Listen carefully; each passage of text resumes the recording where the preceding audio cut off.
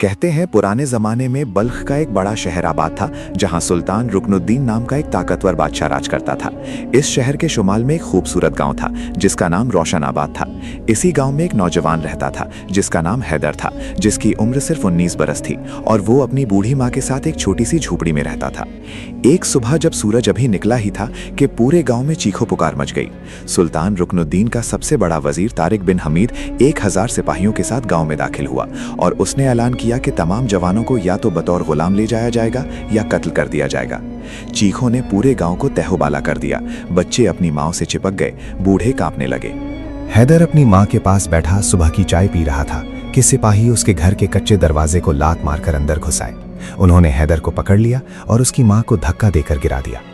माँ ने बूढ़े हाथ फैलाकर कहा, मेरा बेटा, मेरा इकलौतिया बेटा, इसे मत ले जाओ। लेकिन सिपा सलार ने उसकी बात ना सुनी। हैदर ने सिपाहियों से कहा, मुझे जाने दो, मेरी माँ बीमार है। लेकिन जवाब में उसे तमाचा मिला। उसकी माँ फरियाद करती रही लेकिन कोई सुनने वाला ना था। हैदर को उसके हमउम्रों के साथ बांधकर एक लंबी कतार में खड़ा कर दिया गया।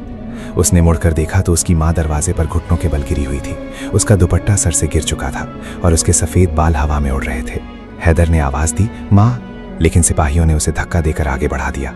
कतार में हैदर से 2 कदम आगे एक 14 साल का लड़का था जिसका नाम फरहाद था। वो दरख्तों से फल तोड़ने के इल्जाम में पकड़ा गया था, हालांकि उसने सिर्फ एक आम तोड़ा था। फरहाद रो रहा था और उसकी आंखों से आंसू रुक रुक कर गिर रहे थे। हैदर ने उसे तसल्ली देने की कोशिश की लेकिन उसके अपने हाथ बंधे हुए थे। फरहाद ने कहा, मेरी माँ ने कहा था बाजार मत जा, लेकिन मैं नहीं माना। हैदर ने कहा, चुप रह, कुछ नहीं होगा, देख मैं तेरे साथ हूं। इस कतार में उनके पीछे एक और बंधा हुआ शख्स था जिसका नाम इब्राहिम था। 70 बरस का बूढ़ा जिसके पास सिपाहियों को कुछ न मिला तो उन्होंने उसे भी पकड़ लिया। बूढ़ा इब्राहिम अपनी कमर की वजह से सीधा खड़ा भी नहीं हो सकता था, लेकिन फिर भी उसे बांधकर घसीटा जा रहा था।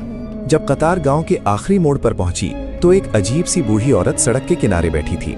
उसने अपना बिस्तरा बिछा रखा था और उसके पास मिट्टी के कुछ बर्तन थे। उसका नाम अजीबा खातून था और सारा गांव उसे डरता था क्योंकि उसे मुस्तकबिल देखने वाला समझा जाता था। जब उसने हैदर को गुजरते देखा तो उसने अपना हाथ उठाया और कहा, ठहर जा बेटा। सिपाही चौंक गए, लेकिन अजीबा खातून उठी और हैदर के करीब आई। उसने हैदर के माथे पर अपनी छड़ी से एक निशान बनाया और कहा, 3 दिन में 3 मुसाफिर तेरे पास आएंगे, उनमें से एक तेरी निजात है। सिपाही उसे हंसकर टाल गए और हैदर को घसीटते हुए आगे ले गए। शहर के करीब एक खुश्क नाला था जहां सिपाहियों ने कैदियों को आराम के लिए रोका। हैदर ने देखा कि वहां एक अजीब सा जानवर भी बंधा हुआ था। ये एक बड़ा सा काला कुत्ता था जिसकी आंखें आग की तरह सुर्ख थीं और उसके पास कोई नहीं था। कुत्ते ने हैदर की तरफ देखकर कहा, मुझे खोल दे। हैदर चौंक गया, उसने कभी कुत्ता बोलते नहीं सुना था। कुत्ते ने दोबारा कहा, हाँ मैं बोलता हूँ, मेरा नाम शेरो है और मैं तेरी मदद करूंगा, बस मुझे खोल दे। हैदर ने अपनी बंधी हुई कलाइयों से कुत्ते की रस्सी खोल दी और शेरो आज़ाद हो गया। शेरो ने अपनी दुम हिलाई और कहा, अब मैं तेरे साथ हूँ, तुझे यहाँ से निकलना है और मैं रास्ता दिखाऊंगा। हैदर ने देखा कि शेरो एक आम कुत्ता नहीं था, वो तेज रफ्तारी से भाग सकता था जैसे हवा का झोंका हो। रात की तारीकी में जब चांद बादलों के पीछे छुप गया तो वजीर तारिक ने खुद आकर हैदर को कतार से अलग किया। उसने हैदर से कहा, तेरे गांव वालों ने बगावत की साजिश की है और मैं जानता हूं कि इनका सरदार तू है। हैदर ने कहा, मैं किसी का सरदार नहीं, मैं तो एक गरीब किसान हूं। वजीर ने उसे झूठा करार देते हुए चमड़े की कोड़े से मारना शुरू कर दिया।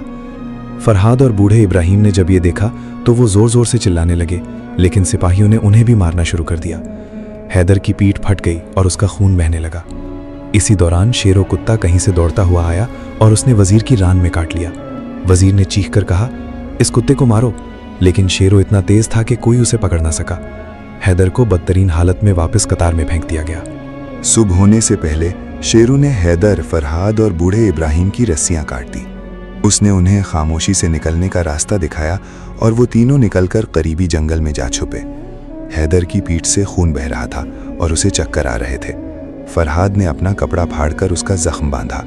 बूढ़े इब्राहिम ने कहा, हमें कहीं पनाह लेनी होगी वरना यहीं मर जाएंगे। शेरू ने उन्हें एक पुराने मंदिर की तरफ रहनुमाई की जो जंगल के बीच में था, जहां कोई नहीं आता था। उस मंदिर के अंदर एक चश्मा था जिसका पानी शफाफ था, लेकिन उसके किनारे एक अजीब सा फूल खिला हुआ था जो खुद से रोशनी दे रहा था और उसकी खुशबू से हैदर के जख्म को सुकून मिला। शेरू ने कहा, इस पानी से धो, सब ठीक हो जाएगा। हैदर ने पानी से अपने जख्म धोए और छोटी सी देर में जख्म भरने लगे। जंगल के दूसरे दिन हैदर ने फैसला किया कि वो वापस जाकर अपनी माँ से मिलेगा। फरहाद ने उसे रोकने की कोशिश की, लेकिन हैदर न माना। जब वो गांव के करीब पहुंचा तो उसने देखा कि उसकी झोंपड़ी जली हुई थी और वहां कोई नहीं था। हैदर ने अपने आंखों से आंसुओं का दरिया बहा दिया। वो घुटनों के बल गिर गया और उसकी चीखें पूरे गांव में गूंजी। उसने अपने हाथों से राख खंगाली, लेकिन उसे अपनी माँ का कोई निशान न मिला। एक पड़ोसी औरत ने उसे बताया कि उसकी माँ को सिपाही ले गए हैं और शायद वो अब जिंदा नहीं। हैदर का दिल टूट कर रह गया। वो वापस जंगल में आया और फरहाद से कहा, मेरे पास अब कुछ नहीं, मैं अकेला हूँ। फरहाद ने उसे गले लगाया और दोनों काफी देर तक रोए। बूढ़े इब्राहिम ने उन्हें तसल्ली दी कि उम्मीद न छोड़ें। तीसरे दिन जब हैदर, फरहाद और इब्राहिम मंदिर के बाहर बैठे थे तो उनकी मुलाकात 3 अजनबी मुसाफिरों से हुई। पहला एक लंबा सा शख्स था जिसके हाथ में लाठी थी, उसका नाम रुस्तम था। दूसरा एक गंजा शख्स था जिसकी गर्दन में पीतल का हार था, उसका नाम कैसर था। तीसरा एक छोटे कद का शख्स था जिसके सीने पर तलवार का निशान था, उसका नाम फरीद था। इन तीनों ने हैदर को देखते ही कहा, हम तेरे पास भेजे गए हैं। हैदर को बूढ़ी अजीबा खातून की बात याद आई। रुस्तम ने कहा, हम तीनों सुल्तान की फौज में बागी हैं, हम वजीर तारिक की हकीकत जानते हैं और हम तुझे सुल्तान के पास ले जाएंगे। हैदर को बहुत हैरत हुई। उसने उन पर भरोसा करना चाहा, लेकिन दिल में डर था कि ये और ना कोई जाल हो। शीरो ने हैदर से अलग कहा, इन तीनों में से एक धोखेबाज है, मैं उसे सूंघ सकता हूँ। हैदर ने शीरो से पूछा, कौन है? लेकिन शीरो ने कहा, अभी पता नहीं, वक्त आएगा तो बता दूंगा। उसने तीनों मुसाफिरों को मशवरा दिया कि वो रास्ते में मोहतात रहें। जब सबने शहर की तरफ सफर शुरू किया तो रात को उन्होंने एक बड़े दरख्त के नीचे आराम किया। दरख्त के नीचे एक चिराग धरा था, लेकिन वो आम चिराग नहीं था। जैसे ही फरीद ने उसे उठाया तो चिराग से धुआं उठा और उसने कालीन की शक्ल इख्तियार कर ली। तीनों मुसाफिर चौंक गए और हैदर ने कहा, ये चिराग किसका है? कैसर ने कहा, ये हम साथ लाए हैं। लेकिन हैदर को शक हुआ कि इनमें कोई राज है। जब वो शहर के करीब पहुंचे तो हैदर ने देखा कि वजीर तारिक ने शहर के चारों दरवाजे बंद कर रखे हैं और हर गुजरने वाले से पूछगछ की जा रही है। रुस्तम ने कहा, हमें कोई दूसरा रास्ता ढूंढना होगा। फरहाद ने मशवरा दिया कि शहर के जुनूब में एक पुरानी नहर है जो खुश्क है, उसके रास्ते शहर में दाखिल हुआ जा सकता है। वो सब अंधेरे में उस नहर से गुजरे, लेकिन अंधेरे में अचानक इब्राहिम के पांव फिसल गए और वो गहरे गड्ढे में जा गिरे। हैदर ने चिल्लाया, इब्राहिम, लेकिन कोई जवाब न आया। हैदर ने रस्सी बांधी और खुद नीचे उतरा। उसने बूढ़े को उठाया जो जख्मी हो चुका था। फरहाद ने रस्सी पकड़ी और सबने मिलकर इब्राहिम को ऊपर निकाला। इस मुश्किल में रात का बेशतर हिस्सा गुजर गया। शहर में दाखिल होने के बाद हैदर ने महसूस किया कि सड़कें सुनसान हैं और हर तरफ सिपाही ही सिपाही हैं। तीनों मुसाफिर उन्हें एक मकान में ले गए जहां वो छुप सकते थे। ये मकान एक पुरानी हवेली थी जिसके तहखाने में बहुत से पुराने नक्शे और किताबें रखी थीं। हैदर ने सोचा कि शायद यहीं से कुछ मदद मिल जाए, लेकिन अचानक दरवाजे पर दस्तक हुई। किसी ने कहा, खोलो, शाही हुक्म है। सबके चेहरे पीले पड़ गए। कैसर ने हैदर को एक कमरे में छुपा दिया और खुद दरवाजे पर गया। सिपाहियों ने पूछा, तुम कौन हो? कैसर ने जवाब दिया, हम मुसाफिर हैं, रात गुजारनी है। लेकिन सिपाही बेवकूफ ना थे, उन्होंने पूरी हवेली की तलाशी ली। हैदर छुपे कमरे में एक अजीब किताब देखी जो खुद ब खुद खुल गई। इस किताब के सफ़ात पर मुस्तकबिल के वाक़यात लिखे हुए थे। हैदर ने देखा कि एक सफ़े पर लिखा था कि 3 मुसाफिर दरअसल वजीर के जासूस हैं। उनमें से एक ने हैदर के बाप को कत्ल किया था। हैदर के होश उड़ गए। उसके बाप की मौत तो पुरासरार थी जब वो छोटा था। वो कमरे से बाहर आया और सीधा रुस्तम के पास गया और उससे पूछा, तुम लोग असल में कौन हो? रुस्तम ने जवाब देने की कोशिश की, लेकिन शेरो कुत्ता जोर से भौंका और फरीद के पीछे भागा। फरीद ने वहीं से दौड़ना शुरू कर दिया, लेकिन शेरो तेज था, उसने फरीद को पकड़ लिया। फरीद ने घबराकर सच बता दिया कि वो वजीर का भेजा हुआ था। लेकिन जैसे ही फरीद पकड़ा गया, हकीकत में रुस्तम ने अपनी छुरी निकाली और उसे हैदर के सीने पर रख दिया। रुस्तम ने कहा, तुमने ठीक पहचाना, लेकिन असल जासूस मैं हूँ। फरीद तो बस तवज्जो हटाने के लिए था। हैदर ने छुरी को देखा और फिर बोला, मेरे बाप को तुमने क्यों मारा? रुस्तम ने बताया कि तेरे बाप ने वजीर की बदनवानियों का राज जान लिया था, इसलिए मुझे उसे खत्म करने का हुक्म दिया गया। हैदर की आंखों में आंसू आ गए, लेकिन उसने हिम्मत ना हारी। इसी दौरान शेरों ने रुस्तम के हाथ पर हमला कर दिया और छुरी नीचे गिर गई। फरहाद ने वो छुरी उठा ली और हैदर को बचा लिया। रुस्तम को बांधकर एक कमरे में बंद कर दिया गया। कैसर और फरीद असल में बेगुनाह थे। उन्होंने हैदर से माफी मांगी कि वो झूठ बोले थे। रुस्तम पकड़े जाने के बाद हैदर ने किताब में मजीद पढ़ा कि सुल्तान असली में एक नेक बादशाह है, लेकिन वजीर तारिक ने उसे जादू के जरिए काबू में कर रखा है। दरअसल वजीर सुल्तान को एक खास किस्म की शराब पिलाता था, जिससे सुल्तान बेहोश हो जाता था और वो वक्त में खो जाता था। ये शराब उसे अपने हालात पर काबू पाने से रोकती थी। हैदर ने अपने साथियों से कहा कि उन्हें सुल्तान तक पहुंचना है और उसे हकीकत बतानी है, लेकिन यह आसान ना था क्योंकि सुल्तान के महल में जाने के लिए एक खास पहचान चाहिए थी। बच्चे फरहाद ने मशवरा दिया कि वो अपने छोटे कद का फायदा उठाते हुए महल के बावर्ची खाने में दाखिल हो जाए और सुल्तान के खाने में एक नोट छुपा दे। लेकिन वजीर तारिक को हैदर की सब साजिशों का पता चल गया था। उसने एक रात अचानक छापा मारा और हैदर, फरहाद और इब्राहिम को गिरफ्तार कर लिया। उसने फरहाद और इब्राहिम को तो कोड़े मारे, लेकिन हैदर को उसने खुद अजियत दी। हैदर को शहर की सबसे गहरी जेल में बंद कर दिया गया, जहां कभी सूरज की रोशनी नहीं आती थी। इस जेल में चूहे और बिच्छू घूमते थे और हवा में बदबू थी। हैदर ने अपने हाथों को बेड़ियों में जकड़ा देखा और सोचने लगा कि शायद अब मरना ही बेहतर है। उसने अपने आप से कहा, क्यों आया मैं यहाँ?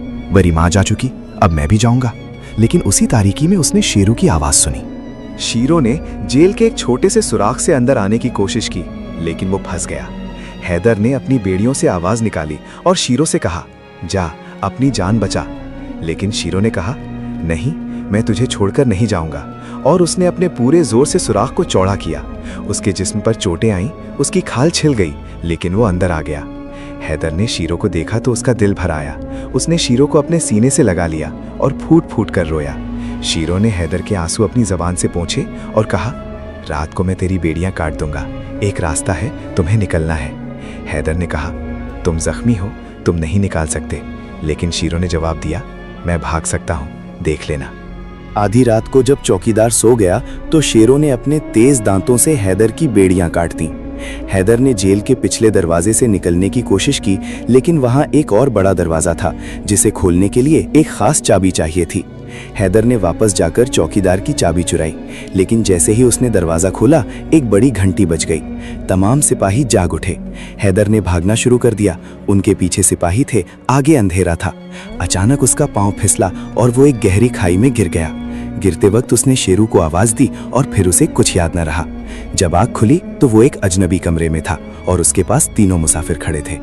ये कमरा किसी बुजुर्ग का था जिसने हैदर को बचा लिया था। इस बुजुर्ग का नाम बहलोल था और वो सुल्तान का चचा था जो बरसों पहले महल छोड़कर जंगल में रहने लगा था। बहलोल ने हैदर को बचाया कि वो असल में जानता है कि वजीर क्या कर रहा है और इसीलिए उसने महल छोड़ दिया था। बहलोल ने हैदर को सुल्तान के पास ले जाने का वादा किया, लेकिन शर्त रखी कि तुम्हें सब कुछ सबूत के साथ बताना होगा। हैदर ने वो किताब दिखाई जो उसे हवेली से मिली थी और बताया कि इसमें सब कुछ लिखा है। बहलोल ने किताब पढ़ी और उसकी आंखों में आंसू आ गए, क्योंकि उसे अपने भाई के बारे में सच पता चला जो सुल्तान था और वजीर ने उसे कैसे बेबस कर दिया था। बहलोल ने हैदर को सुल्तान के पास ले जाने का रास्ता बनाया।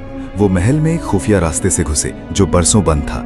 जब वो सुल्तान के कमरे में पहुंचे तो सुल्तान बेहोश पड़ा था और वजीर उसके पास बैठा था। वजीर ने हैदर को देखते ही कहा, तो आ गया हरामी। लेकिन इस बार हैदर अकेले नहीं था, उसके साथ बहलोल, फरहाद, बूढ़ा इब्राहिम, कैसर और फरीद थे। शेरों भी वहां था और उसने वजीर पर हमला कर दिया। वजीर ने अपनी तलवार निकाली, लेकिन फरहाद ने एकदम पीतल का बर्तन उसके सर पर दे मारा और वो बेहोश हो गया। सुल्तान की आंख खुली, लेकिन वो पहचान न सका कि कौन है, क्योंकि शराब के असरात अभी बाकी थे। बहलोल ने सुल्तान को पानी पिलाया और उसके माथे पर हाथ रखकर दुआ की। कुछ देर बाद सुल्तान ने बहलोल को पहचान लिया और कहा, भाई तुम वापस आ गए। बहलोल ने सुल्तान को बताया कि वजीर ने उसे किस तरह बेहोश कर रखा था और किस तरह उसने लोगों पर जुल्म ढाए। सुल्तान को अपने ऊपर गुस्सा आया। उसने वजीर तारिक को जगाया और उससे पूछगछ की। वजीर ने पहले तो सब झुटलाया, लेकिन जब हैदर ने वो किताब सुल्तान को दिखाई जिसमें वजीर के तमाम जराइम दर्ज थे, तो वजीर के पास जवाब ना रहा। सुल्तान ने हैदर को अपने करीब बिठाया और कहा, तुमने मेरी आंखें खोल दी, अब मैं तुम्हें इनाम दूंगा। हैदर ने सुल्तान से कहा, मेरी माँ को भी वजीर ने अगवा किया था, वो कहाँ है? वजीर ने कहा, तुम्हारी माँ मर चुकी। लेकिन उसी वक्त वही बूढ़ी अजीबा खातून जो बाबा के भेष में आई थी कमरे में दाखिल हुई। उसने कहा, नहीं, उसकी माँ जिंदा है और उसे तुमने अपनी कोठरी में बंद कर रखा है। हैदर चौंका। उसने अजीबा खातून से पूछा, आप कैसे जानती हैं? अजीबा खातून ने कहा, क्योंकि मैं तुम्हारी खाला हूँ।